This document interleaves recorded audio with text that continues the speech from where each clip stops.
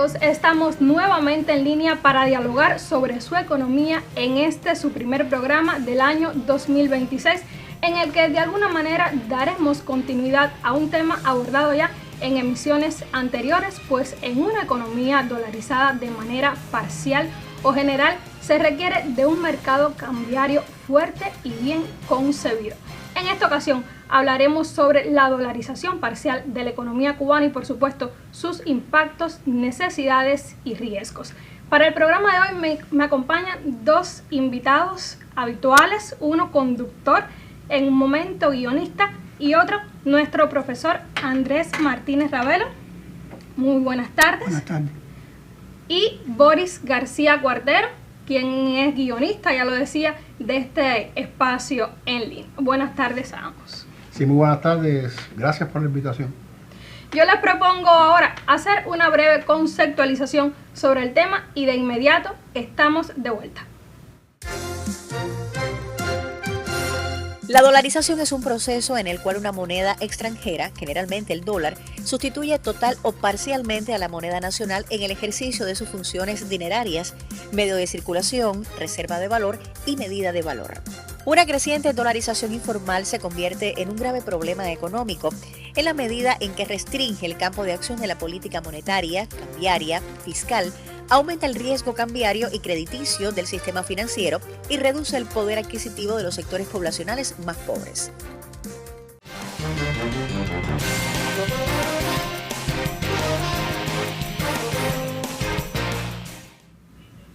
Estamos de regreso en línea para dialogar, lo decíamos en la presentación, sobre la dolarización.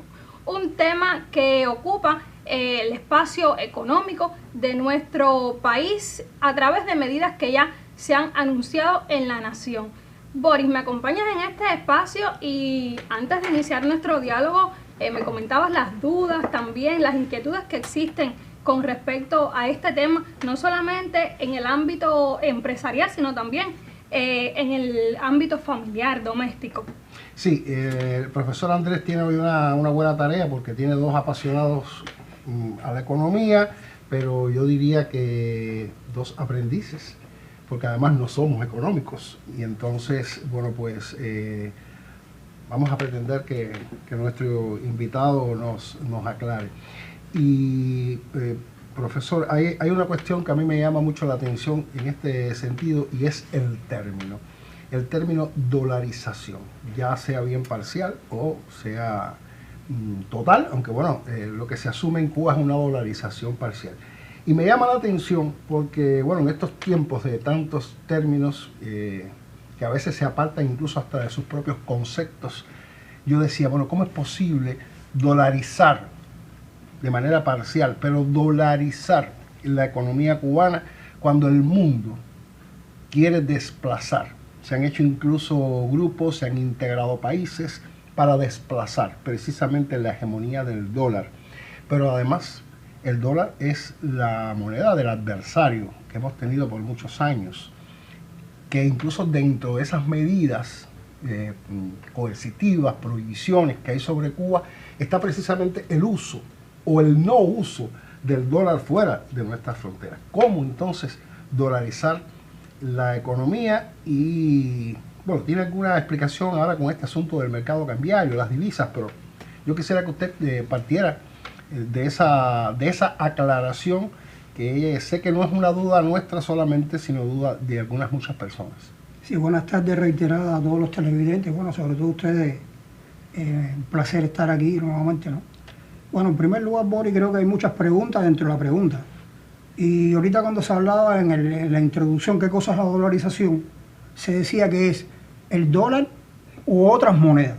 ¿Qué pasa? Que por lo que hemos podido estudiar, este término surge en un momento en que esas otras monedas que hoy son emergentes no estaban. Por tanto, es un término que se utiliza cuando el dólar, realmente los países o las economías, ante un determinado problema económico, inflacionario y determinados asuntos, su moneda pierde los valores, es decir, su dinero empieza a perder las funciones que tiene el dinero. El dinero, siempre hemos dicho, y está en la bibliografía, en toda la bibliografía, tiene varias funciones. La primera función que tiene el dinero es Es decir, como medio de intercambio, ¿ya? Como medio de intercambio. Primera función, es decir, como medio de intercambio o de pago. La segunda función es como patrón de medida, como patrón de precio. Y la tercera función es como patrón de ahorro. Bueno, nuestra moneda y las monedas de esos lugares, cuando tienen un problema económico, empiezan a perder determinadas funciones. Ya no se utiliza, empezamos a refugiarse las personas, sobre todo de manera, empieza a aparecer de manera informal, inicialmente, y llega a ser de facto, como se llama, es decir, llega un momento en que se asimila por todo como algo permanente, porque la moneda de ese país no cumple las funciones.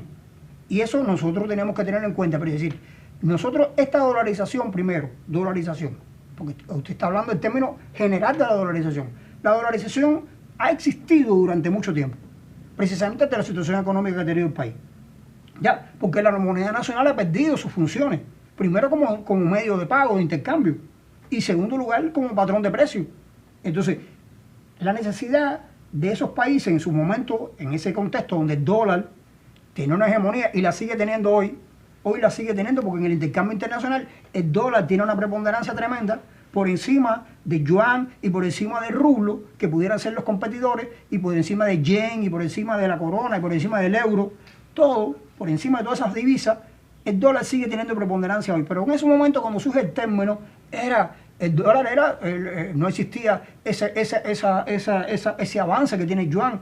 El dólar, el rublo tampoco estaba dentro de los primeros. Es decir, y otras monedas tampoco podían competir. El euro sí estaba incipiente con la zona euro, pero sí se ha utilizado el término de dolarización incluso cuando otros países, es decir, el dólar no está solo, sino cuando otros han adoptado la moneda, por ejemplo el euro en otras latitudes, porque lo tienen cerca, porque es preferible comercializar con euro en la zona euro que irse para el dólar. Entonces, el término de por qué dolarización y su consecutividad en el tiempo, ¿no?, de mantenerla, tiene que ver con ese fenómeno, el fenómeno que surge a partir del dólar.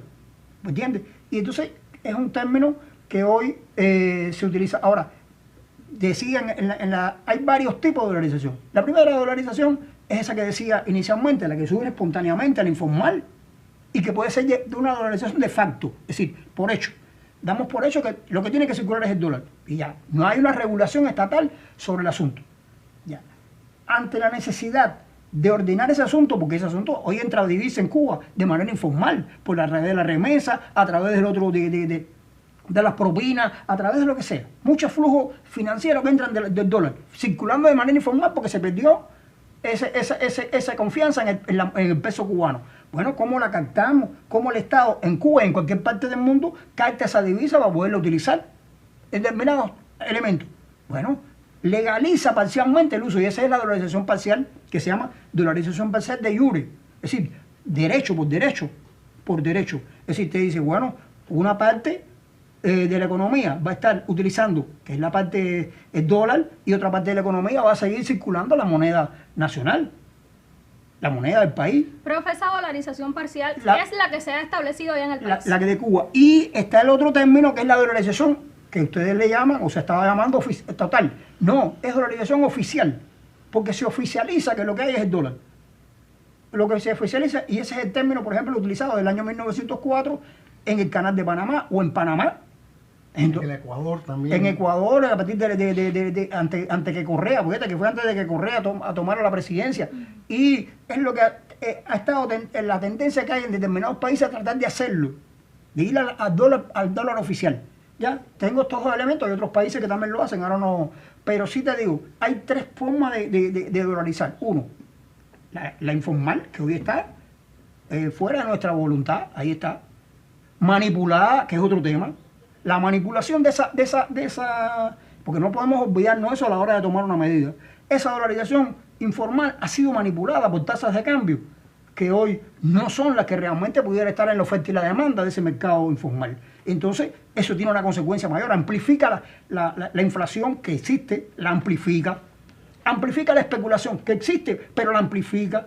¿Amplifica qué? Los problemas económicos que tiene un país, porque ese es el objetivo de la manipulación. Es decir, la informalidad existe porque está fuera de la ley. Por cierto, Cuba no es el único país que tiene penalizada ¿cómo se llama esto? La venta, el tráfico, es decir, la venta de divisas.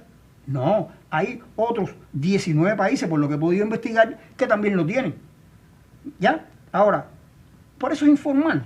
Ahora se legaliza la tenencia o el uso en determinados sectores, junto con el peso cubano. Y Creo Boris que decía, sobre esta legalización parcial o esta dolarización parcial, amén, de las que existen de forma informal o total, que no es el caso de Cuba, y la implicación que tiene en la soberanía monetaria del país, yo le propongo hablar en un siguiente momento. ¿Le parece? Hacemos una pausa entonces y de inmediato estamos de regreso. De acuerdo con publicaciones nacionales, la dolarización parcial es una proyección transitoria de corto plazo con la gradualidad necesaria para captar divisas en determinados sectores de la economía, para poder, desde el Estado, tener una evaluación, control y gestión de todas estas divisas en función del desarrollo económico y social del país. Se trata de esquemas cerrados de autofinanciamiento para entidades exportadoras que necesitan divisas para garantizar su reaprovisionamiento y generar más exportaciones de bienes y servicios al país. Además, hay un grupo de productores que se encadenan con el sector estatal de la economía, los cuales también podrían generar productos exportables y facilitar la sustitución de importaciones. De esta manera, estarían funcionando bajo esquemas parcialmente dolarizados.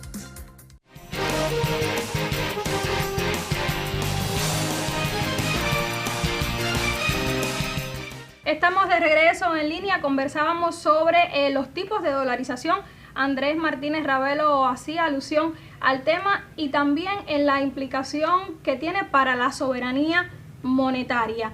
Boris, hay muchas preocupaciones con este asunto, el uso extendido del dólar en diferentes transacciones, actividades también de manera informal. ¿Qué puede implicar para nuestra soberanía? Ya se ha debatido también entre los expertos. Sí, yo creo que una de las cuestiones fundamentales a que nos lleva a esta dolarización parcial, que es el caso nuestro, yo lo veo como una pérdida de soberanía, de alguna manera, sobre la moneda nacional. Porque usted devalúa nuestra moneda en función de, o con la esperanza de una recuperación a largo plazo, porque no podemos decir que es a corto plazo, a partir de que usted sea capaz de captar todas estas divisas que usted pretende con dolarizar determinados aspectos y le da ese valor entonces a ese dinero que uno capta a partir de las transacciones en el exterior, de las inversiones, de que inversionistas vengan al país y, bueno, con su dinero pues realicen determinadas inversiones, por supuesto, para reanimar esa economía. Pero me preocupa entonces la soberanía de la moneda, de nuestra moneda, que en este minuto, bueno, pues está bien devaluada. Tenemos que combatir el mercado ilegal porque es un problema que aún persiste independientemente de las medidas que se han adoptado. Creo que tendremos un programa para hablar incluso sobre esto y el mercado cambiario. Lo haremos más adelante porque todo esto está junto, está implicado. Pero hay algo que le pregunté anteriormente y quedó pendiente a responder, y es que le estoy haciendo dos preguntas casi que en una sola. Y es que, ¿por qué ahora, en un momento tan complejo, tan difícil, dolarizar la economía? Yo lo veo como agravar un asunto de inflación, agravar esa pérdida de valor que tiene el peso cubano. O sea, que esto es un proceso muy largo de recuperación que preocupa sobre todo en el caso de las personas naturales, esas que no tenemos acceso a divisas. Y entonces, ¿qué ventajas nos puede proporcionar esta dolarización? No, varias preguntas que, por cierto, creo que es importante en el intercambio que tenemos y lo que hemos podido investigar también, y sobre todo con las personas que hablamos, ¿no? Y siempre nos conducen a seguir investigando. En primer lugar, Boris, ahorita se quedaba pendiente la respuesta, ¿no? De por qué ahora, y bueno, el tema de la soberanía. Yo me gustaría empezar por qué ahora y por qué se toma la medida. En primer lugar, hay que tomar una medida de ordenar estructuralmente esa dolarización, porque hasta ahora estaba informal y era un secuestro de la soberanía. ¿Qué soberanía? La soberanía monetaria. ¿Qué cosa es la soberanía monetaria? La posibilidad que tiene un Estado de poder trazar políticas monetarias con su moneda, ¿ya? Y entonces esa posibilidad se pierde cuando tú estás trabajando con una moneda extranjera. Ahora, nosotros o organizamos estructuralmente el tema o dejamos que siga existiendo ese mercado informal. Hay que ordenarlo, porque el mercado informal está ahí y está secuestrando y con un mercado y con una tasa de cambio que es una tasa de cambio inducida, secuestrada. Entonces, o ordenamos eso o se ordena o se deja al libre albedrío. Yo creo que el tema de ordenarlo lleva a lograr o a recuperar parte de la soberanía. No quiere decir que tienes toda la soberanía, mi modesta opinión. Yo creo que es ordenarlo de manera temporal, porque es una medida también que lo recoge la ley, que es de manera temporal. Es decir, de manera temporal se aprueba la aplicación de la de la dolarización parcial. El uso de este dólar. Es una medida temporal en el tiempo. ¿En qué tiempo? En el tiempo que seamos capaces de recuperarnos e ir logrando lo que después, bueno, podemos estar viendo con otra. Esto es una medida estructural. Las otras son medidas operativas como el mercado cambiario. Otra vez, a través de un mercado cambiario que logre al final una tasa de cambio única. ¿Ya? Que eso lo podemos estar abordando después. Pero ahora en este momento, primero hay que legalizar esa tenencia de la dualidad monetaria. Ahora, eso tiene sus riesgos, por supuesto, tú hablabas de algunos, un riesgo que es social, hay una brecha que se crea, pero no tan solo social, empresarial también. Hay empresas que tienen la posibilidad de tener acceso a dólar y otras que no lo tienen. Por tanto, hay un sector de la economía que hoy está con una posibilidad de tener y trabajar con una posibilidad de esa divisa y otros no la tienen. La hemos tenido durante tiempo. Igual que con las personas naturales. Las personas naturales, unos tenían en el mercado informal la posibilidad de tener acceso a la divisa y otros no. Hay empresas privadas que tienen la posibilidad de tener acceso a la divisa y la empresa estatal no. Entonces, ¿cómo se ordena eso? Primero, legalizándolo de manera con la dolarización parcial, a través de organización parcial de jure. Y repito esto porque es de jure, es decir, por derecho, a través de una ley, y se ordena. Entonces, yo creo que ese es el tema, ¿no? ¿Por qué ahora? ¿Y por qué ahora cuando el mundo anda por otros temas? Lo que decíamos ahorita, porque el mundo hoy realmente está en un momento en que aparece el BRIC, si es que vamos a hablar de BRIC. Bueno, pero para entrar al BRIC no es como entrar al CAME. Para entrar al BRIC hay que entrar con determinadas condiciones. Entonces, está abierta ya la posibilidad de que se pueda acceder al BRIC. No, eso está incipiente. Yo creo que nosotros formamos parte del BRIC, somos miembros asociados del BRIC, pero todavía no está funcionando como tal para todos los socios esa posibilidad. Entonces, eso es un tema, es decir, pudiera ser una potencialidad incluso reconocida por los miembros del BRIC, de la posibilidad que tiene Cuba por derecho propio de estar en el BRIC, ¿bien? Por derecho propio. Entonces, eso es un tema, ¿no? Lo que pasa que esos temas están incipientes en ese mundo que hoy está tendiendo a ser un mundo multipolar, pero todavía no está el mundo multipolar. Y el otro tema que se abordaba tiene que ver con, es decir, la segunda parte que preguntaba, tiene que ver con la soberanía.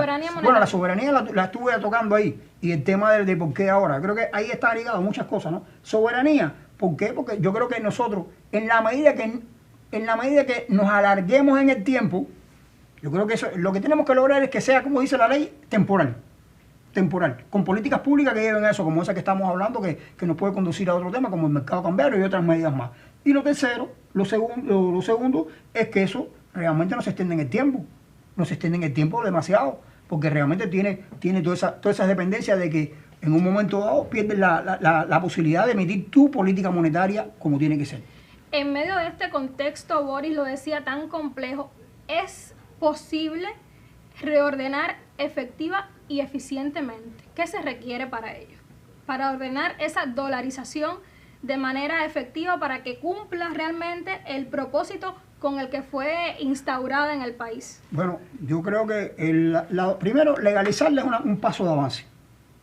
¿Bien? Ya le decía, un problema estructural. Legalizarlo es un paso de avance. Ahora, hay otras medidas que se vienen tomando, como el tema de la del mercado cambiario. Yo creo que las perspectivas de la dolarización tenemos que verla en lo siguiente, en que realmente permita que haya que se fomenten políticas públicas, que haya un fomento de políticas públicas que propendan a qué, a que haya una producción nacional superior, a que haya encadenamientos productivos. Si no, nosotros realmente no logramos que esa dolarización parcial tenga el efecto que nosotros esperamos. En primer lugar. En segundo lugar, creo que tenemos que tener políticas públicas que tiendan a la disciplina fiscal, de la cual habla también el programa de gobierno, de lograr una disciplina fiscal. Digo esto porque cuando usted logra la dolarización parcial y después con una medida complementaria como un mercado cambiario, ya lo que hemos conversado aquí anteriormente, Boris, de la doble contabilidad, de aquella opacidad que hemos hablado del sector privado, de la posibilidad de que haya declaraciones, ¿cómo se llama esto? Subdeclaraciones, evasión fiscal, lavado de dinero, especulación, todos esos temas no se eliminan, pero van aminorando la posibilidad de riesgo. Entonces, yo creo que la disciplina fiscal, más la mayor captación posible de riqueza por ese concepto para poder lograr también la balanza de pago equilibrada del país. Fíjate por dónde anda. Es que las importaciones, si usted la pone en función del dinero de la producción nacional, por supuesto, disminuye las importaciones y aumenta las exportaciones. Ese es un riesgo. El otro reto. Y el otro tema es políticas públicas, como bien usted decía ahorita, que vayan a los temas sociales, a la brecha social que hoy está existiendo y que realmente un día Boris, bueno, este tema lo hemos conversado, Boris decía, y bueno, la brecha social, no le decíamos brecha, le decíamos y el peligro. Bueno, es un problema que tenemos que decir, ¿qué hacemos? Es que existe aunque sea de manera informal. Existe hoy. Lo que pasa es que tenemos que establecer políticas públicas bien coherentes, bien conducidas y que realmente vayan a resolver el problema de proteger a esas personas que hoy son vulnerables, que en su momento también tenemos que categorizar, como hemos hablado en otro momento, la vulnerabilidad, la pobreza y demás. Es decir, esas personas que hoy están sin acceso a esa divisa, hoy están con una posibilidad, con una brecha con respecto a nosotros, pero nosotros tenemos que coger esa divisa que está aquí para poderla reproducir allá y establecer políticas públicas para poder... y yo creo que el programa de gobierno traza esas políticas, pero además el proyecto social por el cual nosotros apostamos, que siempre creo que el programa de gobierno tiene que conducirnos a eso, de justicia social, tiene que llevar a que haya políticas públicas que vayan con esa coherencia. Y yo creo que ese riesgo está, pero tenemos que correrlo, pero con políticas públicas que aminoren ese impacto. Y de forma inteligente, acertada y también eficiente por parte de las personas a quienes corresponde establecer estas políticas públicas para subsidiar a aquellos que sean más vulnerables. Boris. Hay una cuestión, Andrés, muy importante y creo que es la base fundamental de todo. Y lo decías al inicio cuando dabas la explicación de los riesgos, de las implicaciones que trae. A mí me sigue preocupando la inflación, tremendamente me sigue preocupando la inflación y lo que pueda repercutir en esa inflación que tenemos hoy, le pudiéramos decir galopante en términos económicos. Tenemos una inflación galopante, pues este ordenar poco a poco esta dolarización debido a, ya no vamos a hablar incluso de las ventajas, sino de los riesgos que esto implica. Y una es precisamente el aumento de la inflación. Pero hay algo que decías que es muy importante, es la base de todo, y es algo que no acabamos de concretar. Y es que tenemos que producir.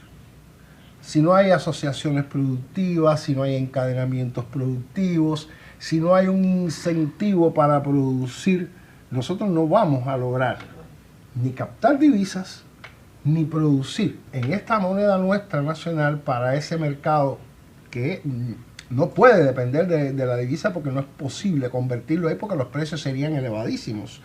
Yo creo que en este sentido el sector estatal tiene una alta responsabilidad en esta dolarización por lo que representa hacia afuera del país, por lo que representa llevar nuestros productos hacia afuera, convertirlos en ese dinero con su función de moneda de cambio. Pero si no trabajamos, si no producimos, y yo creo que por ahí empieza uno de los grandes retos para lograr que esa dolarización parcial de la economía dé resultados esperanzadores, porque la esperanza no la podemos perder. Ya lo has dicho, Boris, esperanza que no podemos perder, pero siempre con la producción que tanto necesita el país. Hay varios temas que se nos quedan pendientes aquí en nuestro diálogo. Lamentablemente se nos acaba el tiempo. Despedimos esta emisión de hoy agradeciéndoles a nuestros invitados su presencia en este espacio y convidándolo a usted a que nos acompañe el próximo martes justo a las 4:30 de la tarde. Feliz resto de jornada.